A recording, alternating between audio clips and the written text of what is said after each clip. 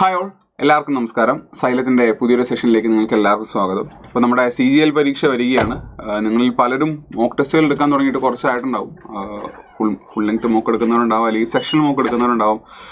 അപ്പോൾ mock test എടുത്ത് അതിൻ്റെ സ്കോറും പെർസെൻറ്റേജും ആക്യുറസിയും കണ്ടത് അതുപോലെ വിടുന്നവരാണ് നിങ്ങളിൽ ഭൂരിഭാഗം ആളുകളും എന്നെനിക്കറിയാം. അതങ്ങനെ ആകരുത്. മോക്ക് ടെസ്റ്റ് എടുക്കുന്നതിനോളം തന്നെ പ്രാധാന്യമുള്ളൊരു വിഷയമാണ് മോക്ക് ടെസ്റ്റിൻ്റെ അനാലിസിസ് എങ്ങനെ വൃത്തിക്ക് ചെയ്യണം, കൃത്യമായ രീതിയിൽ എങ്ങനെയാണ് ഒരു മോക്ക് ടെസ്റ്റിൻ്റെ അനാലിസിസ് നമ്മൾ ചെയ്യേണ്ടത്. അപ്പോൾ നമുക്കറിയാം CGLൻ്റെ ടയർ 1ൻ്റെ മോക്ക് എന്ന് പറയുമ്പോൾ ഇപ്പോൾ നിങ്ങൾ 1 മണിക്കൂർ മോക്ക് എടുത്തു കഴിഞ്ഞാൽ 1 മണിക്കൂർ അനാലിസിസിന് മാറ്റി വയ്ക്കണം. ഈ അനാലിസിസ് വേസ്റ്റ് ഓഫ് ടൈം ആണെന്നാണ് പലരും പറയുന്നത്. അതുകൊണ്ടാണ് പലരും ഡെയിലി 1-2 മോക്ക് വെച്ച് എടുക്കുന്നുണ്ട്. പക്ഷേ എൻ്റെ ഒരു സജഷൻ, നിങ്ങൾ ഡെയിലി ഒരു മോക്ക് എടുത്തില്ലെങ്കിലും 1.5 മോക്ക് എടുത്താലും കുഴപ്പമില്ല. മോക്ക് എടുക്കുന്ന ദിവസങ്ങളിൽ 1 മണിക്കൂർ നിങ്ങൾ എന്തിനു വേണ്ടി മാറ്റി വയ്ക്കണം? നിങ്ങൾ അതിൻ്റെ അനാലിസിസിന് വേണ്ടി മാറ്റി വയ്ക്കണം. ഓക്കെ, അപ്പോൾ എങ്ങനെയാണ് ഈ അനാലിസിസ് ചെയ്യേണ്ടത് എന്നാണ് ഞാൻ ഈ ഒരു വീഡിയോയിൽ പറയാനായിട്ട് പോകുന്നത്. അപ്പോൾ ഈ വീഡിയോയുടെ താഴെ വന്നിട്ട് ഈ ടൈമർ തെറ്റാണ്, അല്ലെങ്കിൽ ഇതിൽ ഒന്നിലധികം സെക്കൻഡ് സൂചിയുണ്ട് എന്നൊന്നും കമൻറ്റ് ഇടരുത്. ChatGPTയുടെ ഫ്രീ വെർഷനിൽ നമുക്ക് ഇത്രയൊക്കെ കിട്ടുള്ളൂ കേട്ടോ. ഓക്കെ, അപ്പോൾ നമുക്കറിയാം മെയ് അവസാനം ജൂൺ ആദ്യം നമുക്ക് പരീക്ഷ ഉണ്ടാകും. ആദ്യമേ പറയട്ടെ, എങ്ങനെ ഒരു എഫക്റ്റീവ് റിവിഷൻ പ്ലാൻ തയ്യാറാക്കാം. അതായത് നിങ്ങളൊരു ബിഗിനർ അല്ല, അത്യാവശ്യം നിങ്ങൾ പഠിച്ചിട്ടുള്ള ആളാണ്, നിങ്ങളൊരു 120സിലേക്കൊക്കെ സ്കോർ എത്തുന്ന ഒരാളാണെങ്കിൽ നിങ്ങളുടെ കയ്യിൽ ഒരു റിവിഷൻ പ്ലാൻ സെറ്റായിരിക്കണം. റിവിഷൻ ഇപ്പോഴേ തുടങ്ങണം എന്നല്ല ഞാൻ പറയുന്നത്, മെയ് ആദ്യം മുതലെങ്കിലും നമ്മൾ റിവിഷൻ തുടങ്ങണം. അപ്പോൾ നമ്മൾ റിവിഷൻ തുടങ്ങുമ്പോൾ നിങ്ങൾ ഫോക്കസ് ചെയ്യേണ്ട ചില ഏരിയാസ് ഞാൻ പറയാം. ഇതിൽ നിങ്ങൾക്ക് ആവശ്യമായിട്ടുള്ള എന്താണോ, നിങ്ങൾ എങ്ങനെ, എല്ലാവരും ഒരുപോലെ അല്ലല്ലോ, അപ്പോൾ അതിൽ ഓരോരുത്തർക്ക് ഷൂട്ട് ചെയ്യുന്ന കുറച്ച് പോയിന്റ്സ് ഉണ്ടാവും. അത് ഏതാണെന്ന് വെച്ചെടുത്ത് നിങ്ങളുടെ സ്റ്റഡി പ്ലാൻ ഇംപ്ലിമെൻറ്റ് ചെയ്തോളുക. ഓക്കെ, ഇനി നിങ്ങൾ ഫോക്കസ് ചെയ്യേണ്ടത് നിങ്ങളുടെ കോൺസെപ്റ്റ് റീഇൻഫോഴ്സ്മെൻറ്റ് പ്ലസ് സെക്ഷണൽ സ്ട്രെങ്ത്തിലാണ്. ഇത് പറഞ്ഞ് പേടിപ്പിക്കാനുള്ള വാക്കുകളല്ല കേട്ടോ. ഈ NTPC പരീക്ഷ എഴുതി കഴിഞ്ഞാൽ പലർക്കും മനസ്സിലായിട്ടുണ്ട്. നല്ല റിവിഷൻ നടത്തി പോയവർക്ക് അത്യാവശ്യം നല്ല ഹാപ്പി ആയിട്ട് ആ പരീക്ഷ കഴിഞ്ഞ് ഇറങ്ങാനായിട്ട് സാധിച്ചു. അപ്പോൾ ഇനി ഒരുപാട് പുതിയ കാര്യങ്ങൾ പഠിക്കാനായിട്ട് നോക്കരുത്. നിങ്ങളുടെ കോൺസെപ്റ്റ് എന്തൊക്കെയാണോ അത് കൃത്യമായ രീതിയിൽ റിവിഷൻ നടത്തി അത് ഉറപ്പാക്കുക. അവിടെ നിങ്ങൾ സ്ട്രോങ് ആണെന്ന്, പർട്ടിക്കുലർലി ജനറൽ അവയർനെസ് എന്ന് പറയുന്ന വിഷയത്തിൽ അത് ഉറപ്പാക്കുക. കൂടുതൽ പ്രാക്ടീസ് വേണ്ടുന്ന വിഷയങ്ങളിൽ സെക്ഷണൽ ഫോക്കസ് കൊടുക്കുക. ഒരു ഉദാഹരണം, ഇപ്പോൾ ഇംഗ്ലീഷ് കുറച്ചുകൂടി ഡിഫിക്കൽട്ട് ആക്കിയിട്ടുണ്ട് SSC നമുക്കറിയാം. അപ്പോൾ ഇംഗ്ലീഷ് ആകട്ടെ, റീസണിങ് ആകട്ടെ, QA ആകട്ടെ, അത് സെക്ഷണലി അതിൻ്റെ സ്ട്രെങ്ത്ത് നിങ്ങൾ ഉറപ്പുവരുത്തുക. അങ്ങനെ ഉറപ്പുവരുത്തിയിട്ട് നിങ്ങൾ ഡെയിലി അല്ലെങ്കിൽ ഓൾട്ടർനേറ്റ് ഡേയ്സിൽ മോക്ക് ടെസ്റ്റ് എടുക്കണം. എല്ലാ ദിവസവും ഫുൾ ലെങ്ത് മോക്ക് എടുക്കാനായിട്ട് ഞാൻ നിങ്ങളോട് പറയില്ല, പക്ഷേ ഡെയിലി ഒരു മോക്ക് ടെസ്റ്റ് നിങ്ങൾ എടുത്തിരിക്കണം. അപ്പോൾ അത് സെക്ഷണൽ ആകാം, അത് ഫുൾ ലെങ്ത് ആകാം. ഓൾട്ടർനേറ്റ് ഡേയ്സിൽ ഫുൾ ലെങ്ത് എടുക്കാം. ഇനി നിങ്ങൾ ഇപ്പോഴും 120സിലേക്ക് എത്താത്തൊരു വ്യക്തിയാണ്, കണ്ടന്റ് ഒരുപാട് നിങ്ങൾക്ക് കുറവുണ്ടെങ്കിൽ, നിങ്ങൾ 100ലേക്ക് എത്തുന്ന വ്യക്തിയാണ്, നിങ്ങൾ 90+ ഒക്കെ ആണെങ്കിൽ നിങ്ങൾ എന്ത് ചെയ്യുക, നിങ്ങൾ ഇപ്പോഴും ഈ ഒരു മാസവും കണ്ടന്റിന് വേണ്ടി നിങ്ങൾ കൊടുക്കുക. എന്നിട്ട് നിങ്ങൾക്ക് മെയ് മാസത്തിൻ്റെ തുടക്കം തൊട്ട് ഫ്രീക്വൻ്റ് ആയിട്ട് മോക്ക് ടെസ്റ്റ് എടുക്കാം. അപ്പോൾ ഇപ്പോൾ അങ്ങനെയുള്ള ആളുകൾ 1 in 4 days 1 in 5 days mock എടുത്താൽ മതി. കൂടുതൽ ഫോക്കസ് നിങ്ങൾ കണ്ടന്റിന് കൊടുക്കുക എന്നുള്ളത് പറയാനുള്ളത്. അപ്പോൾ നിങ്ങൾ അത്യാവശ്യം ഒരു ഫുൾ ഡേ ഇരുന്ന് പഠിക്കുന്ന ആളാണ്, അതായത് 8-9 മണിക്കൂർ നിങ്ങളിരുന്ന് പഠിക്കുന്നുണ്ടെങ്കിൽ, വീണ്ടും പറയട്ടെ, നിങ്ങൾ ഈ 120സിൽ നിൽക്കുന്ന ഒരാളാണെങ്കിൽ നിങ്ങൾ ഓരോ സബ്ജക്റ്റിനും ഫോക്കസ് കൊടുക്കാനായിട്ട് ശ്രമിക്കണം. അതെങ്ങനെ വേണം എന്നുള്ളത് നിങ്ങളുടെ കയ്യിലാണ്. വേണമെങ്കിൽ നിങ്ങൾക്ക് മോക്ക് ടെസ്റ്റിലൂടെ മാത്രം കൊടുക്കാം. QAയുടെ ഒരു 30 അല്ലെങ്കിൽ 40 അല്ലെങ്കിൽ 50ൻ്റെ മോക്ക് ടെസ്റ്റ്, റീസണിങ്ങിൻ്റെ മോക്ക് ടെസ്റ്റ്, ഇംഗ്ലീഷിൻ്റെ ഗ്രാമർ റൂൾസിൻ്റെ റിവിഷൻ, അല്ലെങ്കിൽ വൊക്കാബിൻ്റെ മോക്ക് ടെസ്റ്റ് നിങ്ങൾ എടുക്കുക. ഇല്ല, കോംപ്രിഹെൻഷൻ കുറച്ച് സിഗ്നിഫിക്കൻസ് കൂടി വന്നുകൊണ്ട് അങ്ങനെ കോംപ്രിഹെൻഷൻ വായിക്കുന്നതിന് പ്രാധാന്യം കൊടുക്കാം. ജനറൽ അവയർനെസ് നിങ്ങൾക്ക് നോക്കാം. അപ്പോൾ ഇതെല്ലാം കൂടെ നിങ്ങൾ ഒറ്റ ദിവസം ചെയ്യണം എന്ന് ഞാൻ പറയില്ല. കാരണം ഇതെല്ലാം കൂടെ ചെയ്തില്ലെങ്കിൽ ഇത് തീരില്ലല്ലോ എന്നൊരു പേടി നിങ്ങൾക്കുണ്ടാവും. ഏതെങ്കിലും ഒരെണ്ണത്തിന് മാറ്റി വയ്ക്കാനൊരു പേടി നിങ്ങൾക്കുണ്ടാവും. അങ്ങനെ ആക്കരുത്. നിങ്ങൾ എവിടെയാണ് നിൽക്കുന്നതെന്ന് നിങ്ങൾക്കറിയാം, അതിൽ ഏറ്റവും കൂടുതൽ പ്രാധാന്യം കൊടുക്കും. സപ്പോസ് നിങ്ങളുടെ ഏറ്റവും വീക്കായിട്ടുള്ള ഏരിയ ഇപ്പോഴും QA ആണെന്നിരിക്കട്ടെ, അല്ലെങ്കിൽ ഏറ്റവും വീക്കായിട്ടുള്ള ഏരിയ എന്ന് പറഞ്ഞ് ജനറൽ അവയർനെസ് ആണെന്നിരിക്കട്ടെ, അങ്ങനെയാണെങ്കിൽ നിങ്ങൾ കൂടുതൽ ഫോക്കസ് അതിന് കൊടുക്കണം. ഒരു ദിവസം നിങ്ങൾ QAയും ഇംഗ്ലീഷും എടുത്തു കഴിഞ്ഞാൽ അടുത്ത ദിവസം നിങ്ങൾ ജനറൽ അവയർനെസ് റീസണിങ് എടുക്കുക. ഒരു ദിവസം QAയും റീസണിങ്ങും എടുക്കുന്ന പരമാവധി ഒഴിവാക്കുക. കാരണം രണ്ടും ഈ പറഞ്ഞ പോലെ പ്രാക്ടീസ് ഇൻവോൾവ് ആയതുകൊണ്ട് ഇത്തിരി ബോറിംഗ് ആവാൻ ചാൻസ് ഉണ്ട്. അപ്പോൾ കുറച്ച് വായിക്കാൻ പറ്റുന്ന വേറൊരു തരത്തിലുള്ള സബ്ജക്റ്റ്, അപ്പോൾ QA പ്ലസ് ഇംഗ്ലീഷോ QA പ്ലസ് GKയോ ഇംഗ്ലീഷ് പ്ലസ് റീസണിങ്ങോ അങ്ങനെ നിങ്ങൾക്ക് ക്ലബ് ചെയ്യാം. ഒരു ഡിഫിക്കൽട്ട് ആയിട്ടുള്ള സബ്ജക്റ്റിൻ്റെ കൂടെ ഒരു ഈസി ആയിട്ടുള്ള സബ്ജക്റ്റ്, അങ്ങനെ ഒരു ദിവസം രണ്ട് വിഷയങ്ങളെങ്കിലും കവർ ചെയ്യുക.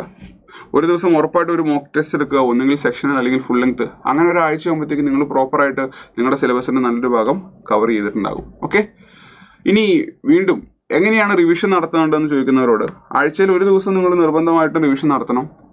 അതുകൂടാതെ എനിക്ക് ഏറ്റവും എഫക്റ്റീവായിട്ട് പേഴ്സണലി തോന്നിയിട്ടുള്ളത് ഡെയിലി റിവിഷനാണ്.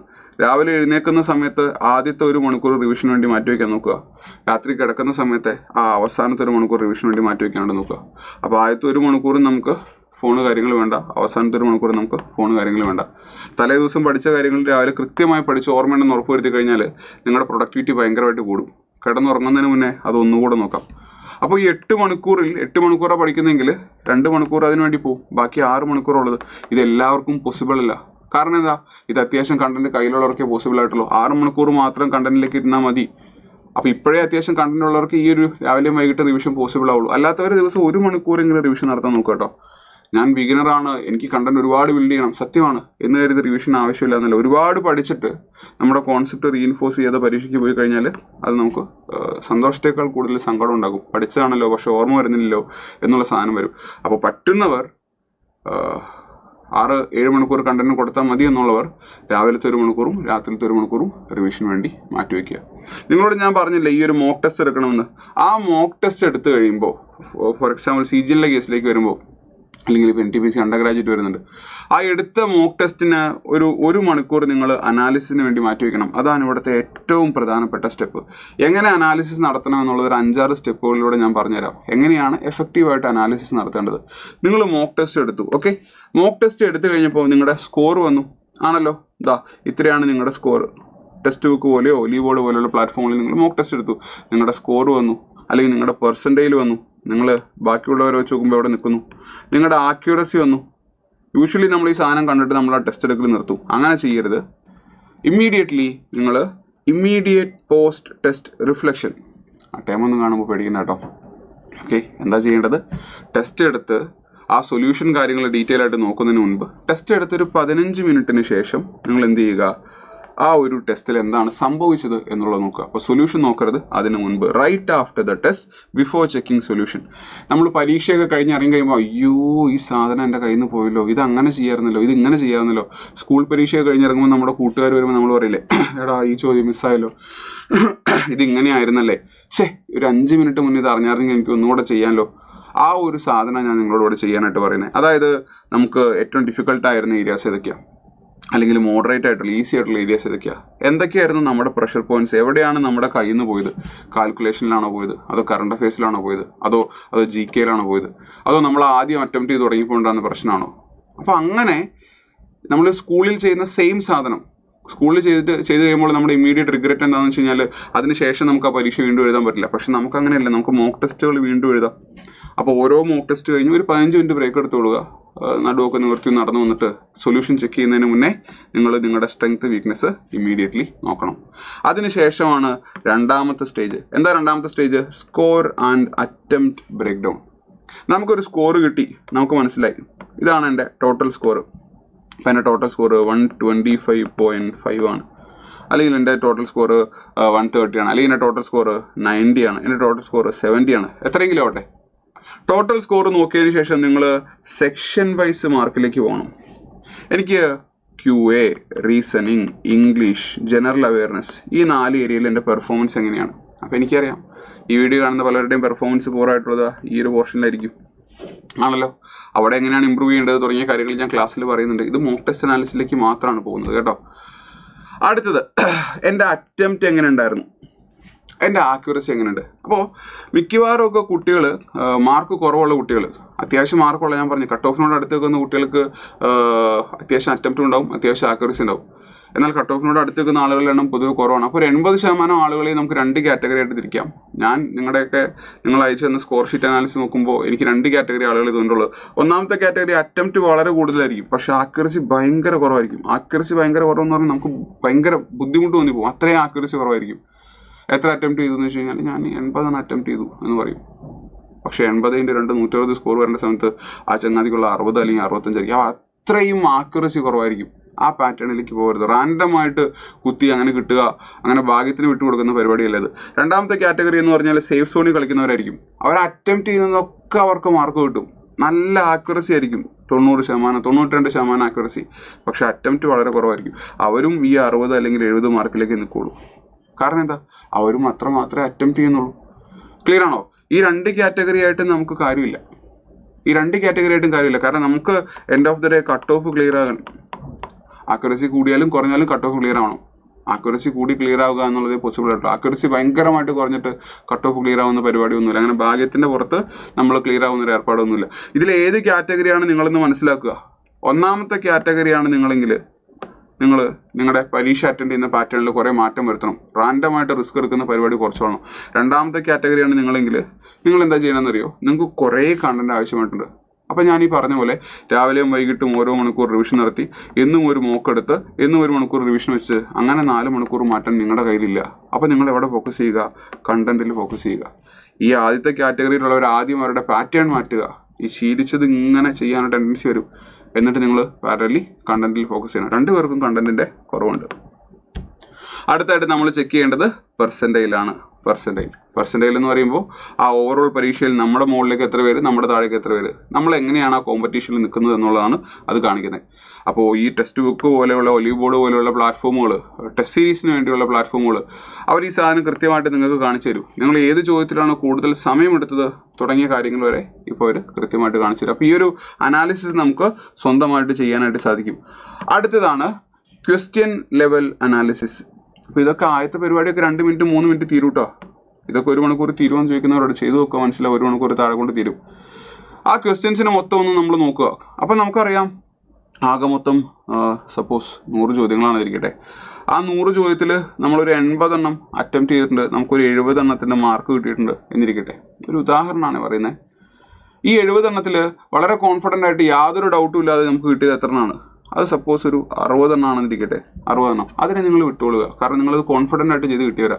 ചിലത് നമ്മുടെ ഗസ് വർക്കായിരിക്കും, അല്ലെങ്കിൽ ചിലത് നമുക്ക് ഭാഗ്യം കൊണ്ട് കിട്ടിയതായിരിക്കും. ചിലത് ശരിയാണെന്ന് കരുതി കൊടുക്കും, പക്ഷേ തെറ്റായിരിക്കും ശരി, അങ്ങനെ കിട്ടിയതായിരിക്കും. അവിടെ നമ്മൾ ഫോക്കസ് ചെയ്യണം എവിടെ പോയത്. കാരണം അത് വളരെ സില്ലി ആയിട്ടുള്ള മിസ്റ്റേക്കാണ്, വളരെ സില്ലി ആയിട്ടുള്ളൊരു സാധനമാണ്. അത്യാവശ്യം കണ്ടന്റ് നമുക്കറിയാം. ആ ഭാഗത്ത് നിങ്ങൾ നല്ലൊരു റിവിഷൻ നടത്തി കഴിഞ്ഞാൽ നിങ്ങൾക്ക് ആ മാർക്ക് കിട്ടും. നിങ്ങൾ അറ്റംപ്റ്റ് ചെയ്യാതെ വിട്ടത് അല്ലെങ്കിൽ തെറ്റിപ്പോയത് ഏതൊക്കെയാണെന്ന് നോക്കുക. തെറ്റിപ്പോകാൻ പല കാരണങ്ങളുണ്ടാവും. ഒന്ന്, നിങ്ങൾക്ക് തീരെ അറിയില്ല, അറ്റംപ്റ്റ് ചെയ്തില്ല, അല്ലെങ്കിൽ നിങ്ങൾ റാൻഡമായിട്ട് ഗസ് അടിച്ചു തെറ്റിപ്പോയി. ആ കോൺസെപ്റ്റ് അറിയില്ലെങ്കിൽ അത് ഇമ്പോർട്ടൻ്റ് ആയിട്ടുള്ള സാധനമാണ്. 1, 2, 3 മോക്ക് ടെസ്റ്റിന് നിങ്ങൾ കാണുന്നുണ്ട്, PYQൽ കാണുന്നുണ്ടെങ്കിൽ അവിടെ നിങ്ങൾ ഇരുന്ന് വർക്ക് ചെയ്യണം. ചിലപ്പോൾ തെറ്റാൻ കാരണം സില്ലി മിസ്റ്റേക്ക് ആയിരിക്കും. ഇന്ത്യയുടെ പ്രസിഡന്റിനെ ചോദിച്ചപ്പോൾ നിങ്ങളുടെ മനസ്സിലേക്ക് വന്ന് പ്രധാനമന്ത്രി ആയിരിക്കും, അല്ലെങ്കിൽ പ്രസിഡന്റ് നിങ്ങളുടെ മനസ്സിലുണ്ടായിരുന്നു പക്ഷേ ഓപ്ഷൻ കണ്ടപ്പോൾ പാർലമെന്റ് നൂത്തി. അങ്ങനെയൊക്കെ ഉള്ള സാധനങ്ങൾ സില്ലി ഗ്യാപ്പ് ആണെങ്കിൽ അവിടെ നിങ്ങൾക്ക് വേണ്ടി വരുന്നത് റിവിഷൻ മാത്രമാണ്. അതാ ഞാൻ പറഞ്ഞത്, ഓരോരുത്തർക്കും ഓരോ സൊല്യൂഷനാണ്.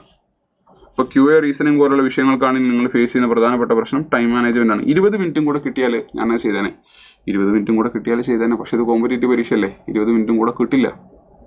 ക്ലിയർ ആണോ? അപ്പോൾ പ്രശ്നം മനസ്സിലാക്കുക. QA ആണ് എൻ്റെ വീക്ക് ഏരിയ, എനിക്ക് അവിടെ ടൈം മാനേജ് ചെയ്യാൻ പറ്റുന്നില്ല. അപ്പം നമ്മൾ കൂടുതൽ സെക്ഷണൽ മോക്കുകൾ എടുക്കണം. സെക്ഷണൽ മോക്കെടുത്ത് നമ്മുടെ സ്പീഡ് കൂട്ടണം. അപ്പോൾ അത് പിനാക്കളിലെ PYQ വെച്ചിട്ടൊന്നും ചെയ്യരുത്. കാരണം പിനാക്കളിലെ PYQ വെച്ചിട്ടൊന്നും ചെയ്യുമ്പോൾ നിങ്ങൾ ആരും ടൈമർ വെക്കുന്നില്ല. ടൈമർ വെച്ചാൽ കുഴപ്പമില്ല, നിങ്ങൾ നിങ്ങളുടെ കംഫർട്ട് സ്പേസിൽ ഇരുന്നുകൊണ്ട് ഇനി സോൾവ് ചെയ്യാൻ നിൽക്കരുത്. കൃത്യമായ ടൈമർ വെച്ചിട്ട് ടൈം മാനേജ്മെന്റ് നടത്തുന്നുണ്ട് എന്നുള്ളത് ഉറപ്പുവരുത്തണം. അപ്പോൾ ഈ ക്വസ്റ്റ്യൻ ബ്രേക്ക് ഡൗൺ നടക്കുമ്പോഴത്തേക്കും നിങ്ങൾക്ക് മനസ്സിലാവും, ഓക്കെ ഇതൊക്കെയാണ് എൻ്റെ പ്രശ്നം. അടുത്ത 10 മിനിറ്റിൽ ആ പരിപാടി കഴിഞ്ഞു. അടുത്തതാണ് എറർ കാറ്റഗറൈസേഷൻ. ഓരോ വ്യക്തിയും, ഇപ്പോൾ നമ്മൾ ഓരോരോ സ്റ്റുഡൻസായിട്ട് ഇൻറ്ററാക്ട് ചെയ്യുമ്പോൾ അവരുടെ 3-4 മോക്ക് ടെസ്റ്റിൻ്റെ സ്കോർ നോക്കും, മനസ്സിലാകും ദർ ഇസ് എ പാറ്റേൺ. ഈ കള്ളന്മാർക്കൊക്കെ ഒരു പാറ്റേൺ എന്ന് പറയുന്ന പോലെ പരീക്ഷ എടുക്കുന്ന നമുക്ക് ഓരോ പാറ്റേൺ ഉണ്ട്. നമ്മുടെ പാറ്റേൺ എന്താണെന്ന് മനസ്സിലാക്കുക. ഒന്ന്, കോൺസെപ്ച്വൽ എറേഴ്സ് ആണെങ്കിൽ കോൺസെപ്റ്റ് മനസ്സിലാകാതെ തന്നെ പിന്നെയും ചോദ്യം അറ്റൻഡ് ചെയ്യുന്നു. ആ കോൺസെപ്റ്റിൽ ഒരു എഫേർട്ട് ഇടുന്നില്ല. അപ്പോൾ ആ കോൺസെപ്റ്റ് നിങ്ങൾ പഠിക്കുക. ഈ പ്രശ്നം കൂടുതൽ വരുന്നത് GKയിലേക്കാണ് കേട്ടോ. QA ഒക്കെ ആണെങ്കിൽ അറിയില്ലെങ്കിൽ യൂഷ്വലി ആളുകൾ വിടും. GK ആണ് അറിയില്ലെങ്കിലും എനിക്ക് ചെയ്യാൻ പറ്റുന്നൊരു അനാവശ്യ കോൺഫിഡൻസ് ആരോ നമുക്ക് തരും. ഓക്കെ, കാൽക്കുലേഷൻ എറേഴ്സ്, കാൽക്കുലേഷൻ സ്പീഡില്ലായ്മ, അല്ലെങ്കിൽ ഇപ്പോഴും പല ഇക്വേഷൻസ് ഫോമുലൊക്കെ മറന്നു പോകുന്ന പരിപാടി, ഇതൊക്കെ QAയിലേക്കും റീസണിങ്ങിലേക്കും വരുന്നതാണ്. Time management issues. എന്താ ടൈം മാനേജ്മെന്റ് ഇഷ്യൂസ്? നിങ്ങൾ പ്രയോറിറ്റി കൊടുക്കുന്ന സബ്ജക്റ്റ് ഏതാണെന്ന് നോക്കണം. ചിലർ ആദ്യം QA ചെയ്യും, റീസണിങ് ചെയ്യും, ഇംഗ്ലീഷ് ചെയ്യും, GK ചെയ്യും. അതാണോ നിങ്ങൾക്ക് സ്യൂട്ടബിൾ ആയിട്ടുള്ളത് നോക്കണം. നിങ്ങൾക്ക് ടൈം മാനേജ് ചെയ്യാൻ വേണ്ടി പറ്റുന്നുണ്ടോ? 60 മിനിറ്റാണ് സപ്പോസ് നിങ്ങളുടെ പരീക്ഷയെങ്കിൽ നിങ്ങൾക്ക് ഓരോരുത്തർക്കും മനസ്സിലിപ്പോൾ ഒരു ധാരണ ഉണ്ടാകും. ഒരു 25-30 മിനിറ്റ് ഞാൻ പിന്നെ റീസണിങ് പ്ലസ് QAക്ക് കൊടുക്കും. ഇപ്പോഴത്തെ കേസിൽ ഒരു 20 മിനിറ്റ് ഞാൻ ഇംഗ്ലീഷിന് കൊടുക്കും, അല്ലെങ്കിൽ ഒരു 10 മിനിറ്റ് ഞാൻ ജനറൽ അവയർനെസ്സിന് കൊടുക്കും. ഈ ഒരു പാറ്റേൺ വർക്കാകുന്നുണ്ടോ? ഇനി ഇംഗ്ലീഷിന് കുറച്ച് സമയം കുറച്ച് മതിയെങ്കിൽ ഞാനൊരു 15 മിനിറ്റ് ഞാൻ ഇംഗ്ലീഷിന് കൊടുക്കും. എനിക്ക് QAക്ക് കുറച്ചുകൂടെ സമയം കൂടുതൽ വേണം. അങ്ങനെ ഒരു ടൈം മാനേജ്മെൻറ്റ് നിങ്ങൾക്ക് പറ്റുന്നുണ്ടോ? അപ്പം നിങ്ങൾ ഇതിന് ചെയ്യേണ്ട കാര്യം എന്താ, ഒരു മോക്ക് ടെസ്റ്റ് നിങ്ങൾ എടുത്തു, നിങ്ങൾ തെറ്റ് വരുത്തി, ആ തെറ്റ് നിങ്ങൾ തിരുത്തി അടുത്ത മോക്ക് ടെസ്റ്റിലേക്ക് നിങ്ങൾ പോകണം. അപ്പോൾ ആ ഒരു സാധനം ചെയ്താൽ മാത്രമേ നമുക്ക് എന്താ പറയുക, മിസ്റ്റേക്ക് കറക്റ്റ് ചെയ്ത് പോകാനായിട്ട് പറ്റുന്നുള്ളൂ. അപ്പോൾ ഇത് ഒരുപാട് സമയം വേസ്റ്റ് ആവുമെന്ന് തോന്നും. നിങ്ങൾ ഒരിക്കൽ ചെയ്തു നോക്കുക, അപ്പോൾ നിങ്ങൾക്ക് മനസ്സിലാവും കുറച്ച് സമയം എടുക്കുന്നുണ്ട്, 1 മണിക്കൂറോളം എടുക്കുന്നുണ്ട്. ഒന്നുകൂടെ ചെയ്യുക. ഒരു 5 ടെസ്റ്റ് ആകുമ്പോൾ നിങ്ങൾക്ക് അതിൻ്റെ ഒരു ഫ്ലോ കിട്ടും. 1 മണിക്കൂറിൽ താഴെ സമയം കൊണ്ട് നിങ്ങൾക്ക് ചെയ്യാൻ പറ്റും. 2 മണിക്കൂർ നിങ്ങൾ ടയർ 2 എഴുതുന്ന സമയത്ത് നിങ്ങൾ ഇവിടെ ഇരുന്നു എന്ന് വിചാരിച്ചാൽ മതി. 1 മണിക്കൂർ പരീക്ഷയും 15 മിനിറ്റ് ബ്രേക്കും കഴിഞ്ഞിട്ട് നിങ്ങൾ 1 മണിക്കൂറും കൊണ്ടിരുന്നു. ടയർ 2 നിങ്ങൾക്കറിയാം കുറച്ചുകൂടെ സമയം നിങ്ങൾ ഇരിക്കേണ്ടതായിട്ടുണ്ട്. അപ്പോൾ ആ ഒരു അറ്റൻഷൻ സ്പാൻ കൂടെ നിങ്ങൾക്ക് ഇതിലൂടെ കിട്ടും കേട്ടോ. 5ാമത്തെ സ്റ്റേജാണ് പെർഫോമൻസ് ട്രാക്കിംഗ്.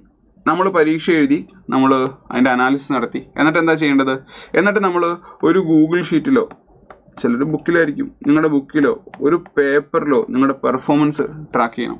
ഗൂഗിൾ ഷീറ്റിലൊക്കെ ആണെങ്കിൽ എളുപ്പമാണ്, നമുക്ക് എവിടെ നിന്ന് വേണമെങ്കിലും എഡിറ്റ് ചെയ്യാം, എവിടെ നിന്ന് വേണമെങ്കിലും നോക്കാം. മിസ്സായി പോകുന്നൊരു വീഡിയോ ഒന്നുമില്ല. എന്താ ചെയ്യേണ്ടത്, over A period of time, ഇക്കഴിഞ്ഞ സമയങ്ങളിൽ എനിക്ക് കിട്ടിയ എൻ്റെ സ്കോർ എത്രയാണ്, എൻ്റെ ആക്യുറസിയുടെ ട്രെൻഡ് എന്താ, അത് കൂടുവാണോ കുറയുവാണോ, ഏതൊക്കെ സബ്ജക്റ്റിൽ എൻ്റെ ആക്യുറസി കൂടുന്നത്, ഏതൊക്കെ സബ്ജക്റ്റിൽ എൻ്റെ ആക്യുറസി കുറയുന്നത്, എൻ്റെ വീക്ക് ഏരിയാസ് എന്തൊക്കെയാണെന്ന് മനസ്സിലാക്കുക. ആ വീക്ക് ഏരിയയിൽ ഞാൻ എന്താ ചെയ്യേണ്ടത് എന്നുള്ളത് നോക്കുക. അപ്പോൾ ഒരു ബിഗിനർ ആണെങ്കിലും നിങ്ങളിത് ചെയ്തു തുടങ്ങുക.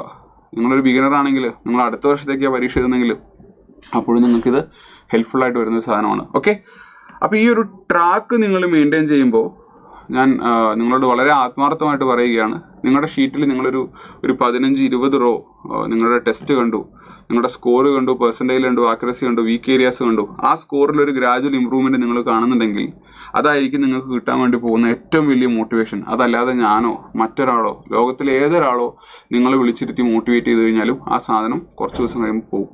സ്വന്തം ട്രാക്ക് റെക്കോർഡിൽ കാണുന്ന ഇമ്പ്രൂവ്മെൻറ്റ് തരുന്ന മോട്ടിവേഷൻ അത് ചെറുതല്ലാത്തൊരു മോട്ടിവേഷനാണ് കേട്ടോ. ഫൈനലി എന്താണ്, action plan for next mock. അപ്പോൾ നമ്മൾ മോക്ക് എടുത്തു, അനാലിസിസ് നടത്തി, അതിൻ്റെ ഡേറ്റ എന്താണോ അത് നമ്മൾ റെക്കോർഡ് ചെയ്ത് വെച്ചു. അടുത്ത മോക്കിന് ഞാൻ എന്താ ചെയ്യേണ്ടത്, അടുത്ത മോക്കിന് ഞാൻ പ്രധാനമായിട്ടും റിവൈസ് ചെയ്യേണ്ടത് ഈ പറയുന്ന ടോപ്പിക്കുകളൊക്കെയാണ്. കാരണം ഈ മോക്കിൽ എനിക്ക് മനസ്സിലായി എൻ്റെ പ്രശ്നം ഏതാണ്, മോഡേൺ ഇന്ത്യയിൽ ആ ഒരു സോഷ്യോ റിലീജിയസ് റീഫോം മൂവ്മെൻറ്റ്സ് എനിക്കിപ്പോഴും കിട്ടുന്നില്ല. QAയിൽ അഡ്വാൻസ്ഡ് മാത്സിൽ ജോമെട്രിയിൽ ചില പ്രോബ്ലംസ് വരുമ്പോൾ ഞാൻ വീക്കാണ്, അല്ലെങ്കിൽ സർക്കുലർ റേസിലേക്ക് ഞാൻ വരുമ്പോൾ ഞാൻ വീക്കാണ്, അല്ലെങ്കിൽ ബോർഡ് സ്ട്രീം വരുമ്പോൾ എനിക്ക് ചെറിയ പ്രശ്നമുണ്ട്. റീസണിങ്ങിൽ കലണ്ടർ എന്ന് പറയുന്ന പോർഷൻ ഇപ്പോഴും എന്നെ ബുദ്ധിമുട്ടിക്കുന്നത്, അല്ലെങ്കിൽ ഇംഗ്ലീഷിൽ കോംപ്രിഹെൻഷൻ എനിക്ക് ഒരുപാട് സമയം പോകുന്നുണ്ട്. ഇതൊക്കെയാണ് നമുക്ക് അനാലിസിലൂടെ കിട്ടുന്നത്. അപ്പോൾ ആ ഒരു സാധനം നമ്മൾ എന്താണ് അടുത്ത പരീക്ഷയ്ക്ക് മാറ്റം വരുത്തേണ്ടത്, നമ്മുടെ സ്ട്രാറ്റജിയിൽ എവിടെയാണ് നമ്മൾ ചേഞ്ച് വരുത്തേണ്ടത് എന്നുള്ളത് നോക്കണം. അപ്പോൾ ചിലപ്പോൾ ചിലർക്ക് തോന്നും ഞാൻ ഇംഗ്ലീഷാണ് ആദ്യം അറ്റംപ്റ്റ് ചെയ്യേണ്ടത്, കാരണം ഇംഗ്ലീഷ് എൻ്റെ സ്ട്രോങ് ഏരിയയാണ്, ഞാൻ റീസണിംഗ് ആണ് ആദ്യം അറ്റംപ്റ്റ് ചെയ്യേണ്ടത്. അപ്പോൾ ആ ഒരു മാറ്റം നമുക്ക് കിട്ടും. Reduce blind guesses in GK. Accuracy വളരെ കുറയുന്ന ആളുകൾക്ക് മനസ്സിലാവും എന്താണ് GKയിൽ റാൻഡമായിട്ട് ഞാൻ ഗസ് അടിക്കുന്നത് അത് ശരിക്കും കുറയണം എന്നുള്ളത്. ഇപ്പോൾ നിങ്ങൾ ചിലപ്പോൾ ഞങ്ങൾക്ക് ഓരോ ഫാക്കൽറ്റിക്ക് മെസ്സേജ് അയക്കാറില്ലേ, ഒരു സ്റ്റഡി പ്ലാൻ പറഞ്ഞു തരാമോ, ഞാൻ പഠിക്കാൻ തുടങ്ങി, എന്നെ ഒന്ന് സഹായിക്കാമോ. എങ്ങനെ സഹായിക്കും നിങ്ങൾ പറയും. ശരി, ഞാൻ സഹായിക്കാം എന്ന് പറഞ്ഞ് ഞാൻ നിങ്ങളെ സഹായിച്ചു കൊടുക്കുമ്പോൾ അത് ശരിക്കും നിങ്ങളെ പറ്റിക്കില്ലല്ലേ. എനിക്ക് നിങ്ങളെ അറിയില്ല, നിങ്ങളുടെ സ്ട്രെങ്ത് വീക്ക്നെസ് അറിയില്ല. ഒന്നും അറിയാത്ത ഒരാളെ നമ്മൾ എങ്ങനെ എന്ത് പറഞ്ഞിട്ടാണ് സഹായിക്കുക. മോനെ നല്ലത് വരും മാത്രം വരട്ടെ, രാവിലെ എണീക്കുക, കുളിക്കുക, ഭക്ഷണം കഴിക്കുക, അങ്ങനെ പറഞ്ഞിട്ട് കാര്യമില്ലല്ലോ. അപ്പോൾ നിങ്ങളെ ഓരോ ഫാക്കൽറ്റി ഹെൽപ്പ് ചെയ്യണമെങ്കിൽ, അല്ലെങ്കിൽ നിങ്ങൾക്കൊരു ഇമ്പ്രൂവ്മെൻറ്റ് വേണമെങ്കിൽ നിങ്ങളുടെ സ്ട്രെങ്ത്തും വീക്ക്നെസ്സും നിങ്ങൾ അറിഞ്ഞിരിക്കണം. അത് ആ ഫാക്കൽറ്റിക്ക് കൂടെ മനസ്സിലാവണം. അപ്പോൾ നിങ്ങളുടെ സ്ട്രെങ്ത്തും വീക്ക്നെസ്സും അറിയണമെങ്കിൽ നിങ്ങൾ എടുക്കുന്ന പരീക്ഷയുടെ അനാലിസിസ് നിങ്ങൾ സ്വന്തമായിട്ട് ചെയ്യണം. പലരും ഇപ്പോഴും ഈ വീഡിയോ കാണുന്ന പലരും സ്വയം പറയുന്നുണ്ടാവും, അതിന് ഞാൻ മോക്കെടുത്തിട്ടില്ല, എനിക്ക് മോക്കെടുക്കാൻ പേടിയല്ലേ. ആ സ്റ്റേജിൽ ഇരിക്കുന്നവരാണെങ്കിൽ പറ്റിയാൽ ഇന്ന് തന്നെ നിങ്ങൾ ഒരു മോക്കെടുക്കുക. കാരണം എത്ര പഠിച്ചു എന്ന് പറഞ്ഞു കഴിഞ്ഞാലും നമ്മളെ സ്വയം ടെസ്റ്റ് ചെയ്യാതെ എങ്ങനെയാണ് പരീക്ഷാ ഹോളിലേക്ക് പോകുന്നത്. ആ പരീക്ഷാ ഹോളിലേക്ക് നിങ്ങൾ വരുത്തുന്ന മിസ്റ്റേക്കുകൾ മാക്സിമം ഇപ്പോൾ വരുത്തുക. എങ്ങനെ, നിങ്ങൾ മോക്കെടുക്കുക, നിങ്ങൾ തെറ്റ് വരുത്തിക്കോ, മാക്സിമം മിസ്റ്റേക്ക് നിങ്ങൾ വരുത്തുക. ആ മിസ്റ്റേക്കിനെ നിങ്ങൾ കറക്റ്റ് ചെയ്യുക, നിങ്ങൾ അടുത്ത മോക്കെടുക്കുക. ഈ ഒരു പാറ്റേൺ നമ്മൾ റിപ്പീറ്റ് അടിക്കുക. എനിക്ക് തോന്നുന്നു പരീക്ഷയ്ക്ക് നല്ല മാർക്ക് കിട്ടി റിസൾട്ടിലേക്ക് പോയ ഒരാൾ പോലും ഞാൻ മോക്കെടുത്തിട്ടില്ല എന്നോ ഞാൻ അനാലിസിസ് നടത്തിയിട്ടില്ല എന്നോ പറയും എന്നെനിക്ക് തോന്നുന്നില്ല. എല്ലാവരും ചെയ്തിട്ടുള്ളൊരു സാധനമാണ്. മടി മാറ്റി വെച്ചിട്ട് ചെയ്യാനായിട്ട് ശ്രമിക്കുക. ഇത് കൂടാതെ മോക്ക് ടെസ്റ്റ് അനാലിസിസിൽ എന്തെങ്കിലും സംശയം നിങ്ങൾക്കുണ്ടെങ്കിൽ നിങ്ങൾക്ക് ഈ വീഡിയോയുടെ താഴെ കമൻ്റായിട്ട് പറയാം. ഞാൻ അതിനുള്ള സൊല്യൂഷൻ, എനിക്കറിയാവുന്ന സൊല്യൂഷൻ ഞാൻ നോക്കിയിട്ട് പറഞ്ഞുതരാം. ഓക്കെ, ഇനി വരാൻ പോകുന്ന CGLൻ്റെ ടയർ 1 ആണ് നിങ്ങൾ ലക്ഷ്യമിടുന്നത്. നിങ്ങളൊരു ബിഗിനറൊന്നുമല്ല, നിങ്ങളുടെ കയ്യിൽ ഒരു ബേസ് കണ്ടന്റ് ഉണ്ടെങ്കിൽ സൈലത്തിൻ്റെ ക്രാഷ് കോഴ്സ് നമ്മൾ ആരംഭിക്കുന്നുണ്ട്. ഏപ്രിൽ മാസം ആദ്യം നമ്മുടെ ക്ലാസ് ആരംഭിക്കും. അപ്പോൾ മനസ്സിലാക്കുക, 1999 രൂപ വില വരുന്ന ഈ ഒരു ക്ലാസ്സിൻ്റെ വാലിഡിറ്റി പരീക്ഷ കഴിയുന്നത് വരെയായിരിക്കും. ഈ ഒരു ബാച്ചിൽ നമുക്കറിയാം ഇതൊരു ലോങ് ടൈം ബാച്ച് ഒന്നുമില്ല. കോൺസെപ്റ്റ് ബേസിൽ നിന്ന് തുടങ്ങി പഠിപ്പിക്കുക എന്നുള്ളതല്ല ഉദ്ദേശം. ഈ ഒരു ബാച്ചിൽ കൂടുതലും ഇപ്പോൾ സപ്പോസ് GK-ലേക്കൊക്കെ വരുമ്പോൾ നമുക്ക് റെക്കോർഡഡ് ക്ലാസ്സുകളായിരിക്കും. ഓക്കെ, ഒരു ദിവസം നമുക്ക് 3-4 മണിക്കൂർ ക്ലാസ് ഉണ്ടാവും. മിക്കവാറും ആഴ്ചയിൽ എല്ലാ ദിവസവും നമുക്ക് ക്ലാസ് ഉണ്ടാവും. ഈ ക്ലാസ്സുകളിൽ നമ്മൾ കൂടുതൽ ഉദ്ദേശിക്കുന്നത് നിങ്ങൾക്ക് റെക്കോർഡഡ് ക്ലാസ് GK-യുടെ തന്നിട്ട് അതിൻ്റെ റിവിഷനാണ്. റെക്കോർഡഡ് ക്ലാസ് തന്നിട്ട് അതിൻ്റെ റിവിഷനാണ്. അപ്പോൾ ഞാൻ നിങ്ങളോട് പറയും, ഈ ക്ലാസ്സുകൾ തന്നിട്ടുണ്ട്. ഒരു ഉദാഹരണം പറഞ്ഞു കഴിഞ്ഞാൽ ഫണ്ടമെൻ്റൽ റൈറ്റ്സും DPSP തന്നിട്ടുണ്ട്. നിങ്ങളത് ഇത്ര ദിവസം കൊണ്ട് പ്രിപ്പയർ ചെയ്യുക. ഫോർ എക്സാമ്പിൾ 2 ഡേയ്സിലെ ക്ലാസ് കംപ്ലീറ്റ് ചെയ്യുക, അല്ലെങ്കിൽ 3 ഡേയ്സിലെ ക്ലാസ് കംപ്ലീറ്റ് ചെയ്യുക. 4th ഡേ നമുക്ക് റിവിഷൻ ഉണ്ടാകും. ആ റിവിഷനിൽ നമ്മൾ ബേസ് മുതൽ അഡ്വാൻസ് ലെവൽ വരെയുള്ള ഈ പരീക്ഷയുടെയും റിലവൻ്റ് ആയിട്ടുള്ള പരീക്ഷകളുടെയും പ്രീവിയസ് ഇയർ ക്വസ്റ്റ്യൻസ് ഡിസ്കസ് ചെയ്യുന്നുണ്ടായിരിക്കും. അതാണ് CGL Tier 1-ന്റെ ക്രാഷ് കോഴ്സ്. അപ്പോൾ ഈ ഒരു ബാച്ചിൽ ജോയിൻ ചെയ്യാൻ ഈ കാണുന്ന നമ്പർ, എൻ്റെ പുറകിലൊരു നമ്പർ ഉണ്ട് കേട്ടോ, ആ നമ്പറിൽ നിങ്ങൾക്ക് കോൺടാക്ട് ചെയ്യാം. നമ്പർ 8714418777 എന്നാണ്. അല്ലെങ്കിൽ സൈലത്തിൻ്റെ ആപ്ലിക്കേഷൻ ഡൗൺലോഡ് ചെയ്യുക, SSC എന്നുള്ള കാറ്റഗറിയിൽ നിങ്ങൾ ചൂസ് ചെയ്യുക. നിങ്ങൾക്ക് ഈ ബാച്ചിൽ ജോയിൻ ചെയ്യാൻ പറ്റും. ഇനി അതല്ല, നിങ്ങൾ ആകെ ഉദ്ദേശിക്കുന്നത് PYQ റിവിഷൻ മാത്രമാണെങ്കിൽ, അതായത് എൻ്റെ കയ്യിൽ അത്യാവശ്യം കണ്ടന്റ് ഉണ്ട്, ഞാൻ സെറ്റാണ്, എനിക്കിനിയൊരു മാക്സിമം ഇതുവരെയുള്ള വർഷങ്ങളിൽ വന്നിട്ടുള്ള പ്രീവിയസ് ഇയർ ക്വസ്റ്റ്യൻ, അതുപോലെ നമുക്കറിയാം CGL പരീക്ഷ എന്ന് പറയുമ്പോൾ UPSCയുടെ ചില പരീക്ഷയെന്ന്, ഈ അടുത്ത് കടന്ന റെയിൽവേയുടെ NTPCയുടെ ചില പരീക്ഷയെന്ന്, IBയുടെ പരീക്ഷ എന്നൊക്കെ നമ്മളോട് ചോദ്യങ്ങൾ ചോദിക്കുന്നുണ്ട്. അങ്ങനെ റിലേറ്റഡ് ആയിട്ടുള്ള പ്രീവിയസ് ഇയർ ക്വസ്റ്റ്യൻസ്, റിലേറ്റഡ് ആയിട്ടുള്ള ക്വസ്റ്റ്യൻസ് മാത്രം ഡിസ്കഷനാണ് എനിക്ക് വേണ്ടതെങ്കിൽ നിങ്ങളുടെ കയ്യിൽ കണ്ടന്റ് ഉണ്ട്. നിങ്ങൾക്ക് ആകെ വേണ്ടത് PYQ പ്രാക്ടീസ് മാത്രമാണെങ്കിൽ നിങ്ങളിതാ ഈ PYQ ബാച്ചിൽ ജോയിൻ ചെയ്താൽ മതി. അപ്പോൾ അത് ഏപ്രിൽ 24 ആകുമ്പോഴത്തേക്ക് നമ്മൾ തുടങ്ങും. ഉദ്ദേശിക്കുന്നത് ലാസ്റ്റ് 1 മന്ത് മാക്സിമം PYQ പ്രാക്ടീസാണ്. പരീക്ഷ കഴിയുന്നത് വരെയായിരിക്കും അതിൻ്റെ വാലിഡിറ്റി ഉണ്ടാവുക. 999 രൂപയാണ് ഈ ഒരു ബാച്ചിൻ്റെ വില വരുന്നത്. സെയിം നമ്പറിൽ നിങ്ങൾക്ക് കോൺടാക്ട് ചെയ്യാം, അല്ലെങ്കിൽ സൈലത്തിൻ്റെ ആപ്പിൽ പോയിട്ട് നിങ്ങൾക്ക് ജോയിൻ ചെയ്യാം. അപ്പോൾ 2 ബാച്ചിൻ്റെ ഉദ്ദേശം 2 ആണെന്ന് പറഞ്ഞല്ലോ. അപ്പോൾ ഈ ബാച്ചിൽ നിങ്ങൾ നോക്കിക്കഴിഞ്ഞാൽ ഈ ബാച്ചിൽ നമ്മൾ പ്രീവിയസ് ഇയർ ക്വസ്റ്റ്യൻസ് ആണ് ഡിസ്കസ് ചെയ്തിട്ടാണ് പോകുന്നത്. പക്ഷേ ഇവിടെ എന്തുണ്ടാവും? കണ്ടന്റിൻ്റെ റെക്കോർഡഡ് ക്ലാസ്സുകൾ ഉണ്ടാവും. ഇവിടെ PYQൻ്റെ ഡിസ്കഷൻ മാത്രമേ ഉണ്ടാവുള്ളൂ. ക്ലിയർ ആണോ? അപ്പോൾ ഇത്രയും കാര്യങ്ങൾ മനസ്സിലായി എന്ന് വിചാരിക്കുന്നു. എങ്ങനെയാണ് ഒരു മോക്ക് ടെസ്റ്റ് എടുക്കേണ്ടതെന്ന് മനസ്സിലായി എന്ന് വിചാരിക്കുന്നു.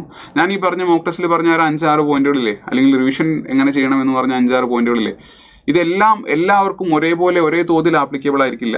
നിങ്ങൾ എവിടെയാണോ നിൽക്കുന്നത്, നിങ്ങളുടെ പ്രസൻറ്റ് സ്ട്രെങ്ത് വീക്ക്നെസ് എന്താണോ, പ്രസൻറ്റ് സ്കോർ എത്രയാണോ, അതിനനുസരിച്ച് നിങ്ങളുടെ പ്ലാനിൽ ഇതിൽ നിന്ന് ഏറ്റവും ഹെൽപ്ഫുൾ ആണെന്ന് തോന്നുന്ന പോയിന്റുകൾ ഉൾപ്പെടുത്തുക. അടിപൊളിയായിട്ട് പഠിക്കണം. All the best. ഈ ഒരു Tier 1 കഴിയുമ്പോൾ ആ ലിസ്റ്റിൽ നിങ്ങളുടെ പേരുണ്ടാകട്ടെ എന്ന് പ്രാർത്ഥിക്കുന്നു. അതിനുവേണ്ടി കഷ്ടപ്പെടുക. നമുക്ക് മറ്റൊരു സെഷനിൽ വീണ്ടും കാണാം. ബൈ.